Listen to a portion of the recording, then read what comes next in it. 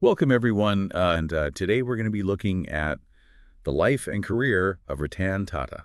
Yeah, fascinating guy. It really is. Has done so much. We've got excerpts from a text on Ratan Tata's life and work. And Yeah, should be a good one. yeah, looking forward to this one. So, one of the things that really struck me right off the bat was, he comes from this incredibly prominent and wealthy family, the Tata family, Yeah, like one of the biggest in India. hugely influential. Mm. But then you see how he was raised, uh, largely by his grandmother, Lady Navajbai Tata, and the values that were instilled in him, humility and social responsibility. It's like a bit of a paradox, right? Yeah, and there's this story that really brings it home. When he was just a young boy, he was told that the family's wealth wasn't theirs to just, it was a resource to uplift others. And that's pretty powerful coming from your family like that at a young age. Yeah, wow. It really makes you think about the Mm. impact of those early lessons, right? Mm. How they can shape a whole life. Ah. And then another thing that just jumped out at me was that he didn't just step into some cushy executive role. Mm.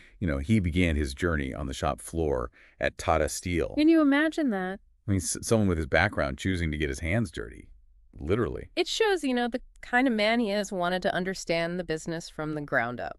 Earning respect, not just expecting it. Exactly. And I think those early experiences really, you can see it later on in his leadership style. He wasn't just some detached executive, making decisions from afar. He'd been there. He understood the intricacies of the company. Yeah, it's like he was building empathy from the inside out, so to Yeah. speak. But okay, so let's fast forward a bit to 1991 when Ratan Tata becomes chairman of the Tata Group. A huge moment, right? Yeah, India's opening up its economy, and Mhm. he's at the helm of this massive conglomerate.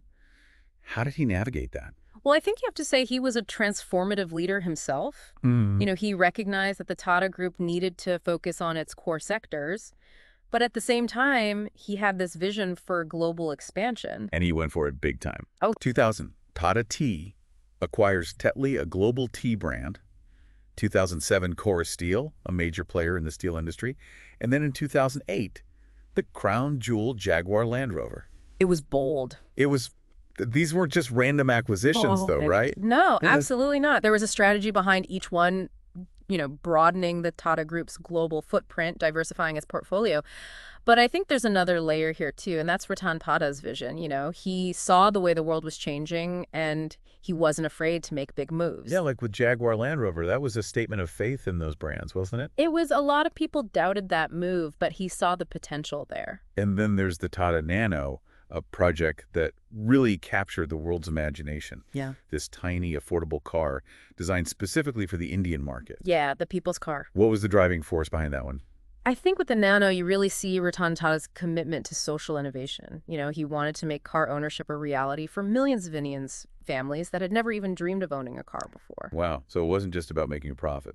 No, it was about addressing a real societal need, making a difference in people's lives, and I think that's something that really sets Ratan Tata apart. Yeah, for sure. He's a businessman, but he's also a visionary and a philanthropist, and I think that's what makes his story so compelling. And it really pushed the boundaries, right? Like, how do you even design and manufacture a car at that price point? It was incredible, the engineering that went into it. Yeah. So speaking of pushing boundaries, let's talk about the Tata Group's ownership structure, because this is something that really sets them apart.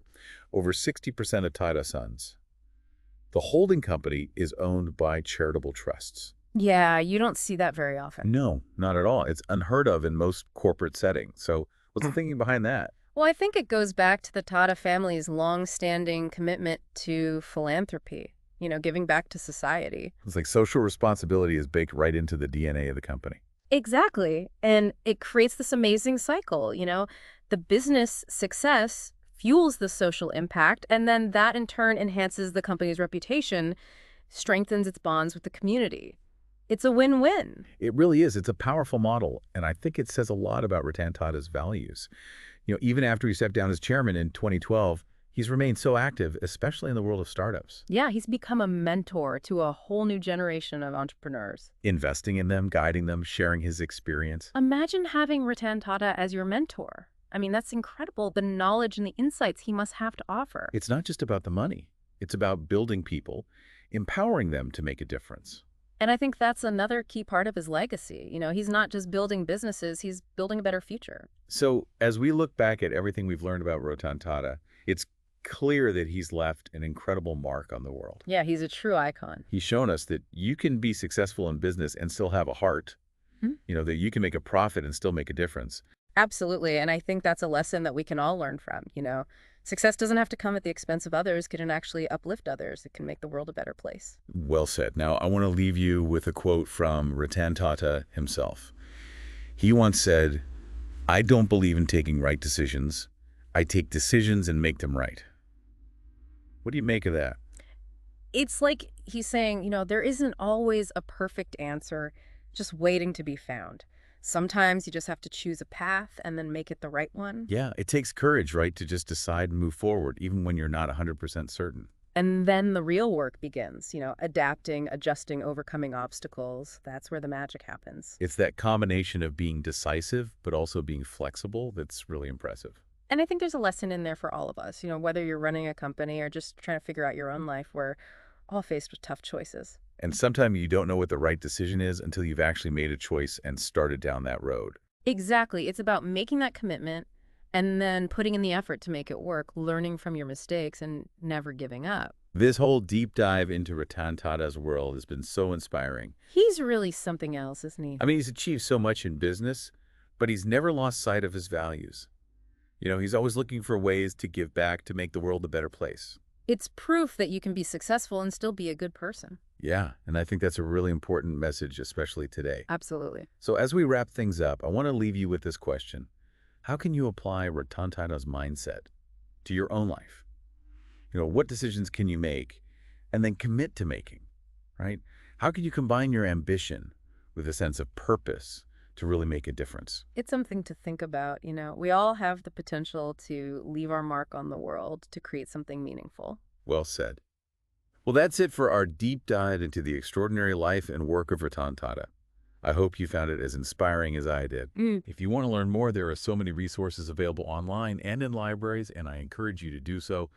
Ratan Tata's story is one that deserves to be told and retold, and we can all learn a lot from his example. So thanks for joining us, and until next time, keep diving deeper.